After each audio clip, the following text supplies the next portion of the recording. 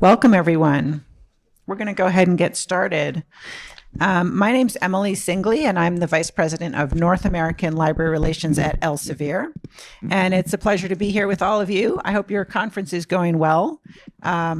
Charleston is always a fun time. I hope you're all getting really good food.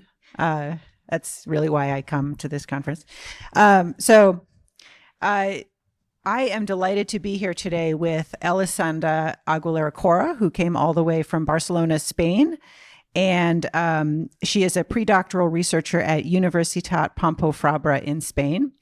And also with Boaz Nadivmanis, who is the university librarian at Lehigh University, and with Karim Bouguida, who is the Dean of Libraries at Stony Brook University. So thrilled to have them here on this panel with me. So what we're going to do is we're going to start with just a little bit of background. I'm just going to take a few minutes to sort of set the stage for this conversation. And then Ellie is going to get up and share her researcher perspective on how she uses Gen AI and what she has learned from that experience. And I'll have the Karim and Boaz introduce themselves as well. And then we're going to sit down and have a moderated discussion and have some conversation. And then we'll open it up to all of you. So hopefully you will have some questions and comments, and really looking forward to hearing what you all are thinking about. So to dive in, I wanted to just make sure we all see the accessibility statement. And when you are asking questions and when we get to discussion, please make sure you're using the microphones. This session is being recorded. So before we kick off and I do my background, we're going to do the audience poll and see if this works. And we're just sort of curious, take the temperature in the room. So you should be able to either go to slido.com and input 2898430, or you can, as I see many of you doing, grab that QR code. And we're just going to give this a couple of minutes. And so when I say the words generative AI, your initial gut reaction is, and we're going to see what kind of responses we get in here. Cliff Notes, that's a good one. Yeah, right? It's a shortcut. Hyperbole, I love that, right? There's a lot of hype. Misunderstood, that's interesting. Curious, cautiously excited. Somebody just said, I love it. Someone said meh, right? You get to a point where it's like, oh, come on, how much more can we take of this, especially at conferences? I don't know how many Gen AI sessions you've been to, but I've been to quite a few. Let's figure this out. This is great, guys. Thank you. Yeah, messy, hopeful, curious, cheating, right? Yeah, expensive. Fear, tech bro scam. Maybe it's not even real, right? Yeah, interesting. But the big ones, potential, hype, expensive. Good. Thank you for that. All right. So I'm just going to give a little bit of background to set the stage here. And we've, like I said, as it, showed in your word cloud, right? We've all been hearing about this. We've all been seeing it on our campuses and our institutions. And a lot of what we've been working on is, how do we handle this from a teaching and learning perspective? That's what I hear a lot. And I think that's what a lot of us are focused on. How do we handle this in the classroom? How do we handle how students are using it? And then in the word cloud, you saw things like Cliff Notes and, cheating come up. And so what we want to do here today is just talk about this phenomenon of Gen AI from maybe a little bit of a different angle, which is how are graduate students and faculty and researchers starting to use these tools, and what is the impact on them? So that's going to be our focus today. And no surprise, right? They are everywhere. The word ubiquitous is being thrown around a lot. The scholarly tools that are coming out utilize this thing that you've probably all heard of called retrieval augmented generation, where it's looking at real information, at real database search. And I want to give a shout out to the Ithaca Generative AI Tracker. How many of you have already seen this? I always like to point it out because I have a really hard time keeping track of all the scholarly Gen AI tools that are coming out, because it seems like there's a new one every week. And they're doing, it's just a Google Doc. It's very simple, but they are doing a great job over at Ithaca tracking these. And it's a great way to sort of keep up with the proliferation. And so what are we learning from how researchers are using these tools?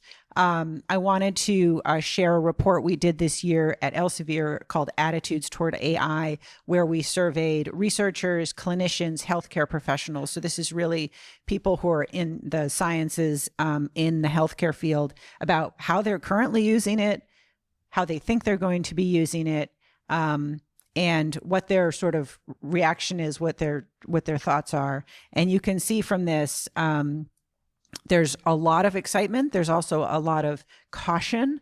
And 67% expect to be using these tools in the next couple of years. So this is definitely something that is hitting that, the scientific and the healthcare industry. And I'll just close again from a science and research perspective. I liked this article that came out the other week in the New York Times, pointing out that the Nobel Prizes this year were dominated by AI research and research using AI. And so I think that it's definitely, we're starting to see humans being able to answer really big scientific questions, and protein folding, I know, is one of the big ones that has stumped biologists for decades, and now they can do this with these large computer models. So it's here, it's something that researchers are excited about, but also there's a lot of caution. So with that, that's sort of my brief overview and background to sort of get the scene set here. I want to turn it over to Ellie to talk about her work a little bit, and then we'll get into our discussion.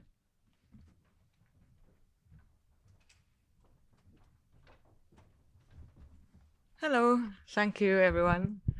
As Emily said, my name is Ellie. I'm a postdoctoral fellow in Universidad Pompeu Fabra. This is my campus, my faculty, where I have my office. It is located in a very livelihood neighborhood where there's a lot of people working, there's a lot of things happening, both in the neighborhood and in my university.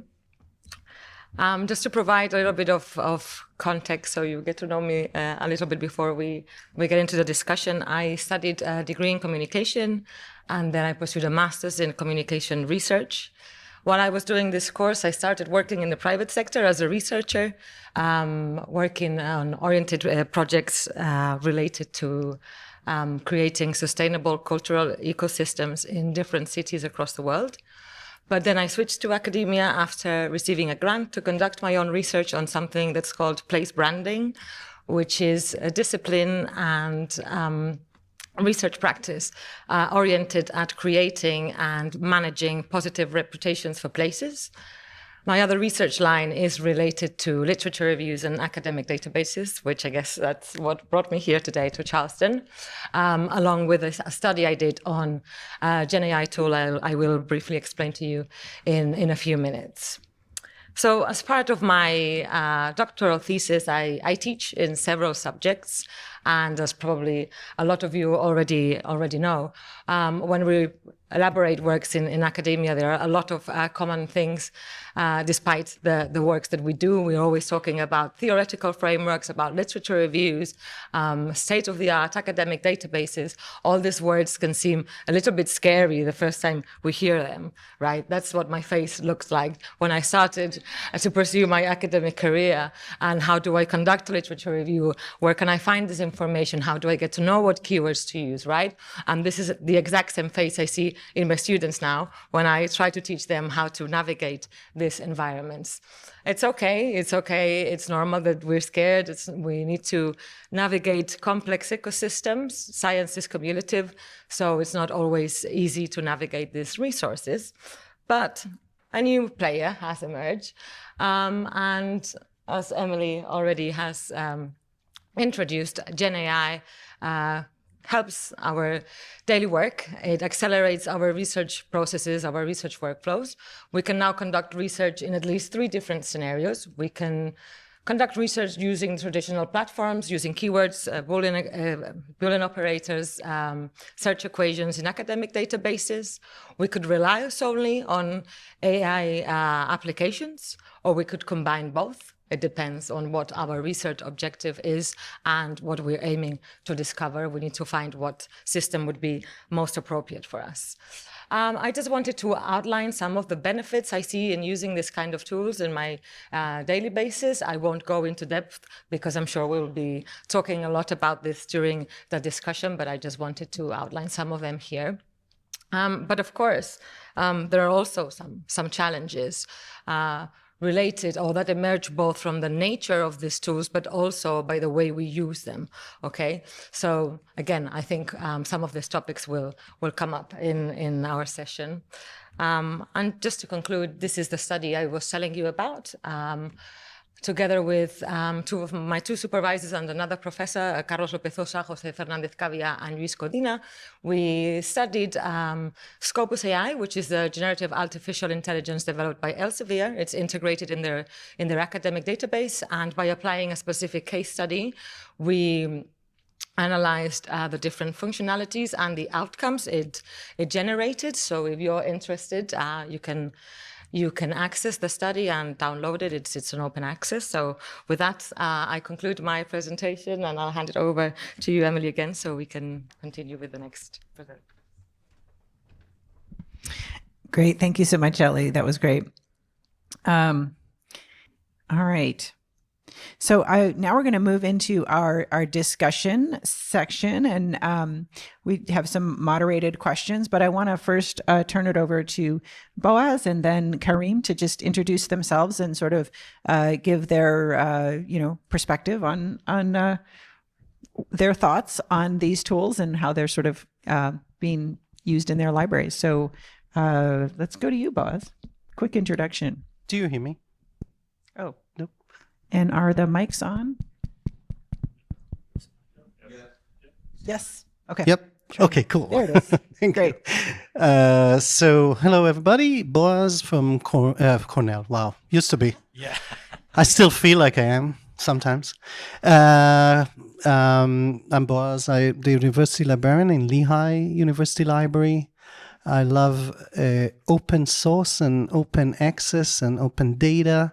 We do a lot of work on open infrastructure in Lehigh. Some examples: Folio, we were the first ones in the US to implement it.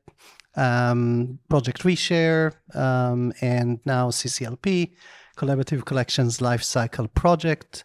My interest in AI is on the, let's know enough to do the best we can as librarians around it. There are lots of potential things we can do, but obviously all the other things are also on my mind. Thank you. Hi, Karim Bugida, Dean of Libraries, Stony Brook University. I've been AI early adopter for a long time, at least 10 years. And I've seen it all before and after and now. And I will address the tech bro scam in a few minutes. So thank you. Great, thank you. All right, so I want to kind of start off our conversation by asking each of you, which Gen AI tools do you currently use in your work and why? And maybe we can start with you, Ellie, because you mentioned a little bit about, how you have experimented with tools. So maybe you can lead us off with, what have you been using and why? Yeah, it is working, right? Yes. I use Gen AI for different purposes. I think the main one and the most important one for me would be for information discovery. So I would use tools, like I said earlier on, Scopus AI, Elicit, Perplexity, and so on, tools that enable me to find research papers that are interesting for me, but especially tools that cite the sources so I can access those documents. If the sources are not there and they're not next to each of the ideas that are present in the summaries that the artificial intelligence generate, then I wouldn't say I'm not interested, but it would be more difficult for me to rely on those tools. So that for me is extremely necessary. And usually I combine that, related to what I was saying earlier on, with the traditional search system. It makes me feel a little bit more comfortable because that's the way I learned to search for information. So I combine both. But then I also use other tools like ChatGPT or similar tools to help me on my daily routine work, such as like translating documents, checking my grammar, tuning my writing, and why not sometimes helping me prepare classes. Sometimes you're just full, you've got lots of work, and then a teacher comes along and says, oh, can you prepare a seminar for next week? And you say yes. Well, you have to say yes. But sometimes you just don't have time. So it's just a matter of providing some context, explaining what kind of session I want to design, what my approach is, and just getting a little bit of a brainstorm to help me get started, not copying or integrating what the artificial intelligence feed me, but just just a start point that helps me, think about an enhanced version that will actually suit my needs. Great. That's great. Good overview. And Kareem, how about you? What Gen AI tools are you currently using? Okay. I'm going to talk more about as research enablers than myself. I'm a library administrator. So I have a little bit time, even though I do research. So I would say that there is a pre-generative AI. And we create an AI lab at the University of Rhode Island, and you get a chance to visit it a few years ago. And we used heavily open source, machine learning, speech recognition. And we have specific devices, tools, and the goal was researcher for undergrad. That's because it's not kind of, we imagine researchers, basically postdoc or like you have to have an affiliation. We democratize that research. Fast forward, then with Gen AI, there was this revolution. So, and we start using ChatGPT heavily, the public version, and we have also the private version, because it's important, because we put kind of our data, so we have to make sure it's secure and it's not used for training purposes. And actually, believe it or not, it was hard to get it because for procurement and central IT, actually many universities facing this, they see this as a new thing, so they block it. Why do you need it? There is like this and this and this. So they treating it not as a regular piece of software, but something huge, and it's very scary. So it took us 4 months just negotiating and pushing, finally we get it. So we use it on almost everything, and actually I have two on my team here. The good case study was basically the strategic planning, literally. Summarization, data point extract, redundancy, when you get data points from researcher, faculty, student, consolidation, it was very helpful. So, and we finalized we were probably the first ChatGPT strategic plan, but with humans first as AI assistant, not ask ChatGPT to, even though we tried hey, spit our strategic plan, which is many strategic plans are similar, by the way. We didn't want that. We want kind of something kind of genuine and really for the university. The library folks, we create an AI club, and we've been using tools a lot. And I have a list here, usually. I have 20 tools. So, and made R&D trackers, which is good. And also the second, I would say, bucket, we use now, we teach some of those tools, part of the AI literacy for the researchers, including the ethics part. Great. Thank you.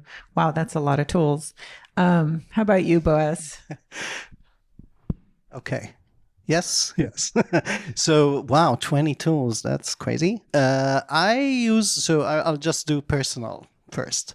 I use ChatGPT occasionally, just to kind of look at, job descriptions when we're thinking about a new job, like what is out there that terminology I have not used yet. If we have a new project, we establish a new committee, like kind of to refresh some of the language and some of the ideas that kind of come to us.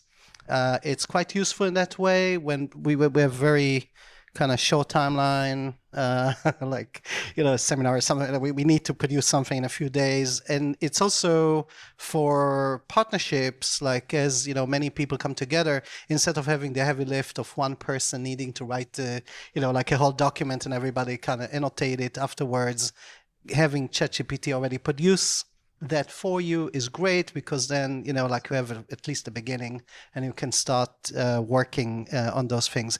As a personal consumer, my wife loves ChatGPT, and like she uses it for 50,000 things. And quite often I'm like, recommendations to where to go, what to do, what, like all those things. So I see a lot of potential definitely on my kind of parent side that, are aging, and like, I'm happy that I'm going to be a beneficiary of those technologies when I'm in their age. So I'm excited in many ways on that potential. As an organization, we do a lot, like kind of, we have 35 classes that have something to do with AI. We're open to exploration and anything. So like we actually kind of said, go for it. As Lehigh, not obviously just the library, but generally we're saying we'd love to support you. It's a key for the university to be successful. If you know Lehigh a little bit, it's kind of used to be an excellent engineering school, lots of kind of thinking about how to produce, how to kind of make things real in the world. And like there is a lot of, interest in developing tools that can use data sets from different sources. We use OpenAI, we use OpenAlex, if you're familiar with that. We use some tools to do transcriptions for our institutional repository, for video, for audio. We use Whisper, if you're familiar with that, with Gemini from Google. So like we have very diverse approach to like what we want to be testing things with, because we want to not to stop at this point, to kind of go with it. And also for the library, I think it's really good to be in those discussions with the faculty members, to kind of think how to work through them, with them on the research projects. We have some community of practice, several of them around certain tools that we want to be developing and checking out. There are some, obviously the library is concerned with some, copyright and other issues and all those things that we are all worried about. Also a little bit about like the future of our work, and like how to maximize opportunities for the staff as it comes to that. Great, thank you. Thanks for the overview from each of you on kind of where we're at with using tools. It seems like, a year ago, if I had asked that question, it would probably be like, just sort of starting to think about it. But now it seems like all of you are living it and using a lot of different things. So my next question, I'm going to start with you again, Ali, because you had mentioned how you look at these tools for research, and if they're not citing or showing the citation and directing you to the papers, you're sort of not that interested. And I want to sort of build on that and say, as you evaluate these tools, as you look at what might be useful in your work, how do you know that you can trust them? And, what are the signs of trust that you look for beyond citations, linking to papers? That's one, but are there other things that you look for that maybe you could share? I think in the academic sector, trust is very much related to transparency, traceability, verification. So those kind of words are my mantra when I'm using Gen AI. So yeah, like I said earlier on, that's very important. I think all these tools are kind of new, so we're still looking at how to evaluate them. But there are different signs that can provide information. So when we insert a prompt, we quickly have an overview of what the response looks like, if it's structured, if it's not, if it uses bullet points, if it uses bold letters, things like that already provide some information. Like I said earlier on, if the sources those ideas are coming from are integrated in the text next to each idea, that's really important. We can credit that, and then there's a correct attribution. We can also verify these sources. Like I said in my presentation, there can be mistakes. The systems are not flawless. We're researchers. We need to verify these sources. We still need to read the research. This is just accelerating the process, but I still need to read these research papers if I want to conduct my research, right? So I need to go to the sources. I need to make sure that the information the AI tool has given me is correct. I've used AI tools before that give references that don't exist, right? So it's necessary to verify this information, like I said, and other things related to that that have also been coming up, oriented at privacy or algorithm bias. This might not be so easy to detect, or this information might not be as easy to identify, but I always like to have a look and see if there's any information on that. There's probably going to be some bias, but as a researcher, I would like to know beforehand a little bit how the algorithm system works, how it's been kind of trained. I think that would be fair for the research community. So sometimes maybe this information is not available. If it's not available, then I would ask myself why it's not, if I should be using these tools. But yeah, a little bit of information on those topics is always a little reassuring. Yeah. Yeah, absolutely. I do the same thing. It's like if there's no FAQ, if there's no, statement of how it was built or what it's doing, it's always a little sketchy for me. So yeah, that's a great point. Anything to add, either Kareem or Boaz, to that around the trust and how you identify that? I have two things. First, like, we don't know how we learn that well to be transparent around our own processes. So like when it comes to ideally, a system like that, as it learns, like we can trace all the different kind of connections and the way that all of it kind of came to be. But if it is becoming what it's supposed to become, then it's going to be harder and harder to trace all of those things in a way that is consumable and actually logical, because, like, assuming that this is going to be a being on its own, that is going to be like, I think it's going to be harder and harder to do. It's good to have that as a value for sure. Like this is like a value and a production element, I think, kind of thinking about, transparency of correlation, percentages of accuracy, but that's also like an opportunity for a community to maybe intervene, like when it comes to, like on a scale and you have like lower percentages or you have like confidence levels that are very high, like I think from my end and like in a kind of all those community-driven open projects that have a lot of people working together on something, if there was a way to insert our expertise into those as we go and like correlate those to the confidence levels and the percentages and all of that, and like having regulations around like who's okaying what, like it's gonna be fun, I think, or maybe a little bit more balanced. So kind of, I think governance, obviously, and all those things that always come with those tools, like kind of thinking again about, the ways that there is some balance. Obviously, having librarians that care for those things on those boards, and like as those tools develop, to kind of really invest in the community and the professionals that need to back it up and sell it and be there to support their faculty as they go is key, seems to me. Yeah, great point about librarian involvement and sort of oversight, governance as these tools develop. Yeah. Kareem, anything to add there? Yeah, I mean, there is no trust. There is no way we can build trust. I mean, you as publisher, we as librarians, we have high trust score. Yeah. It takes years and decades to build trust. There's no way we can trace anything, but we cannot kind of ignore it. So we have to work with it. And it's also the reputation, which is a proxy for trust.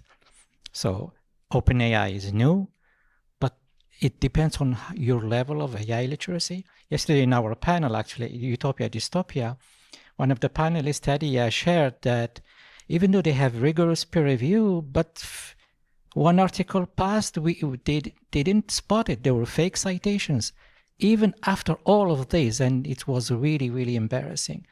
And she said, like, now we need to verify absolutely everything. And even the citations, there's no tool to verify absolutely every citation. Yeah, it's a great point. And that's humans doing the peer review, right? So yeah, trust is a challenge and becoming more challenging, I think, in the research ecosystem for sure. So this next question, I'll actually start with you, Kareem, on this one. Let's imagine we're sitting here in 2034. So 10 years from now, what kinds of Gen AI researcher workflows do you think we would be talking about? Well, I'm not sure Gen AI will survive that time. Why do you think so? Actually, we had a panel, and we have one of the best experts in natural language processing, and he think it's going to be another generation. He's predicting like 4 or 5 years from now, we'll have a new technology. But the principles are the same. So we will have AI. Might not look like the AI we have today, right? Correct. So it's going to be another. So he said, like, kind of slow down. But I mean, there was something we discussed actually, Emily, a few weeks ago. The agentic AI. It start kind of blooming a little bit. It's still very, very experimental. What is it again? Agentic agents. The agentic okay. AI means I'm a researcher. I'm going to have a bunch of co-researchers with me, and I can task them, go search library catalog, go book travel for me, do this peer review thing. So you're going to have a bunch of those AI agents, and you're going to have an Uber AI agent that coordinate all of them. It's like a grad assistant, right? Heavily. And your agent can talk to the other researcher, your colleague somewhere far away, and agent to agents. So that they think that this will really, really simplify the researcher life cycle. And also all of those in terms of if we succeed in quantum computing, some people are predicting really have massive data sets. We'll have massive data set about everything. And millisecond, you have everything back. And you could experiment testing all hypotheses rapidly. Right. So that's the dream. Right. Yeah. It's like the protein folding is just the first step. What are the amazing questions we could start to answer? So yeah, I love that idea of, the connecting all of these systems together, that kind of Uber agent. What do you see, Boaz, in 10 years? I think I'm going to be the agent. It's going to be Boaz. Yeah. So yeah. I really do. But because after a while, maybe it's not in 10 years. Okay. But, there's a point data ends, we will all the data is going to be consumed by that. And then, there's going to be a need to grow, as any other type of, living organism. And I think that we gonna be supplying some new data, on a regular basis to this, machine. And I think, so it can look like a dystopia. It doesn't have to, like it can be like actually a very friendly place where you're like, communicating. There is a place for that human aspect of, never going to get the same. We're going to learn from it. It's going to learn from us. So like, I'm kind of interested, like in that way, kind of becoming sort of a source, which we are already to our ecosystem of data and information and all of that. But, like in a way, like we're going to be even more designate as an actor that is identified as supporting, a thing like this. Otherwise, I am, I think it's going to be really interesting to look at, things we can learn about nature and about, kind of, the way we can live more in harmony on this in this universe. So like there's a lot that we probably will gain out of those machines at that in 10 years from now, and hopefully that will touch on policy one day so we can actually have enough information and data to change the way that we live here, because those are really hard, and we always get to the same point where like the data is just not as accurate as it should be to prove something. But 10 years is a long time, and even this year we don't know what's going to happen. So but that's my hope. I hope that there's going to be like AI is going to be really kind of helping us to seek more information, but also like I can see us like playing a different role on this little and hopefully make our lives better, and we can spend more time on the beach, and our agents will be managing our calendar, right? Like I'm looking forward to that. Yeah, go ahead. Less than a minute. The tech bro thing. It's true and false at the same time. Yeah. Because they're thinking, they invent this thing called AGI, means like this is super intelligence and taking over, and this is all scam. True. Because that's how they're going to make money. But meanwhile, if you think about it just kind of a scam, like, I'm not going to be part of scam. No, but the underlying technology is real and strong, and they're investing in it, and everyone is investing in it. Yeah. Yeah.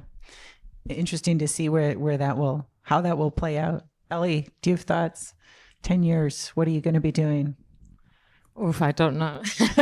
I hope I have pursued my PhD. That's the first thing I ask That's for. the most important thing. That's right? one important thing.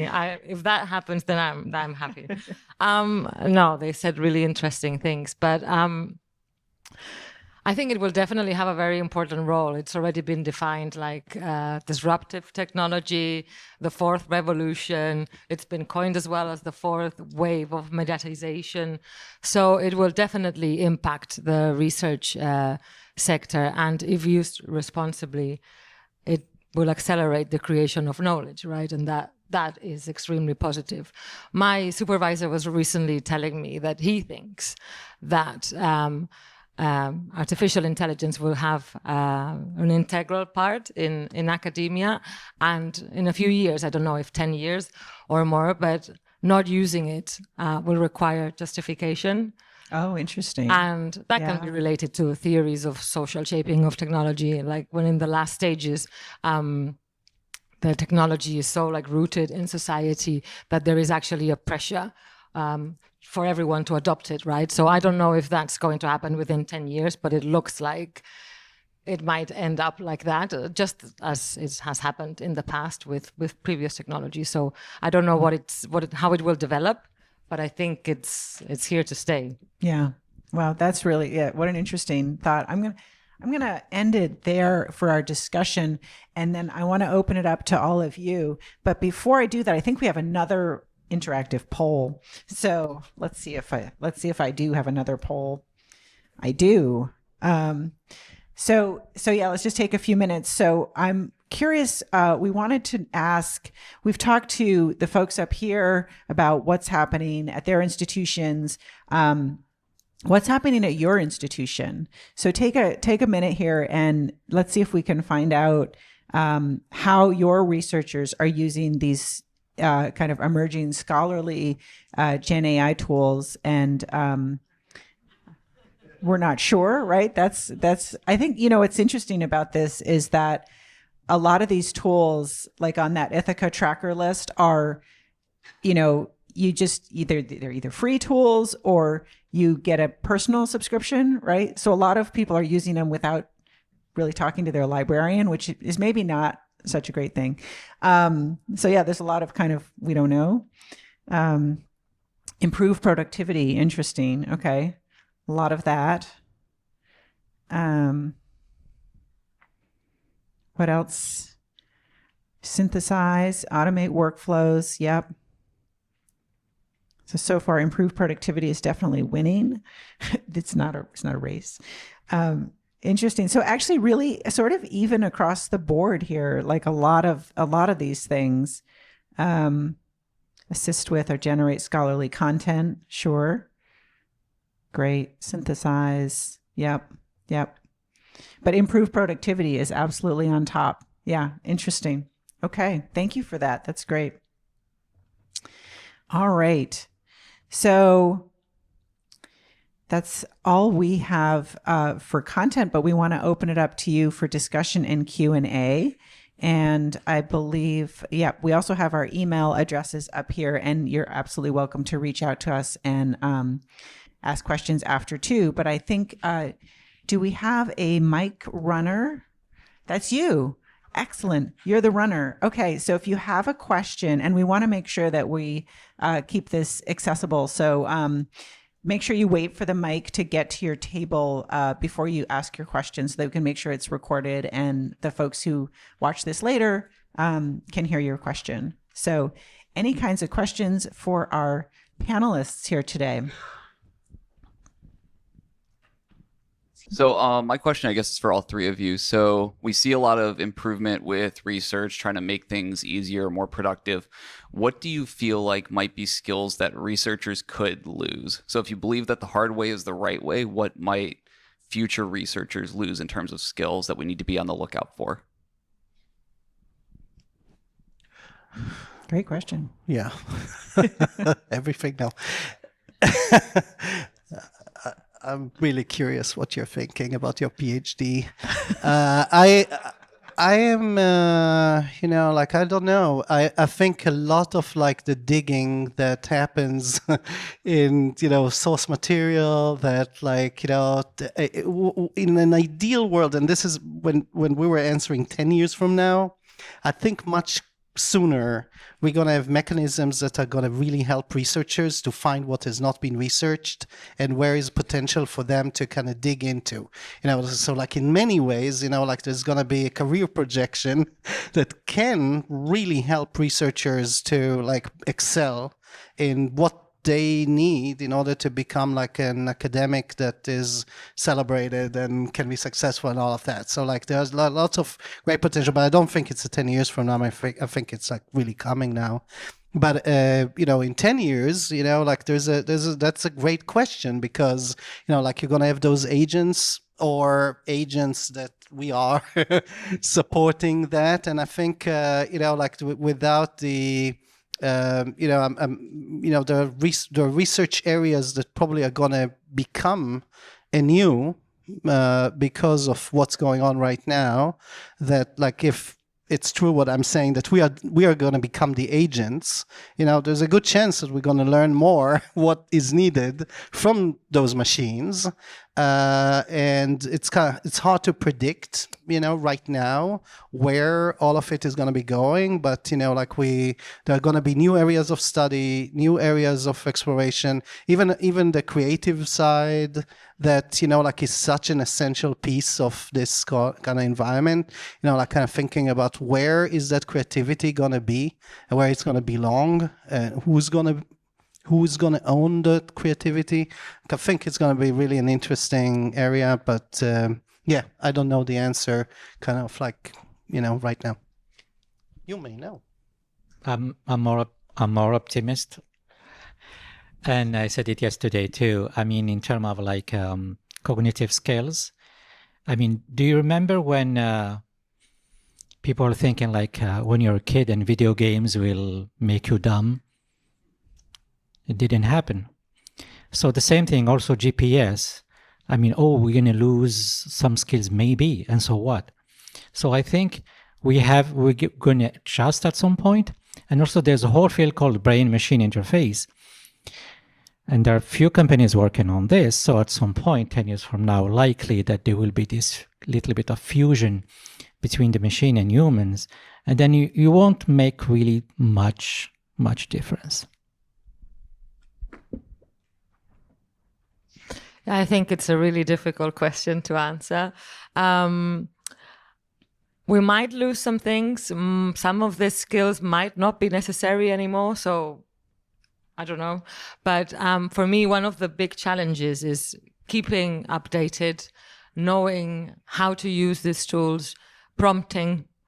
That will be like, I think there needs to be a lot done on literacy. I was reading a report by the UNESCO, I think published this year or last year.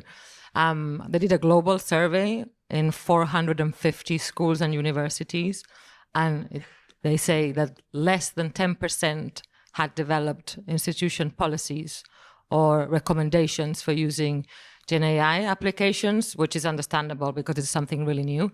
But I think that one of the big challenges is making sure that all stakeholders in these institutions are up to date, know how to use, they can succeed so that research can advance. And like they said, I think something really important, that these tools will be able to operate in complex scenarios, like predicting new trends, research gaps, which now takes years sometimes to identify. And I'm very optimistic, but we need to make sure we use these tools responsibly. Thank you for your question. I'm sure I'll keep thinking about that on my way back home to Barcelona. It's a really good question.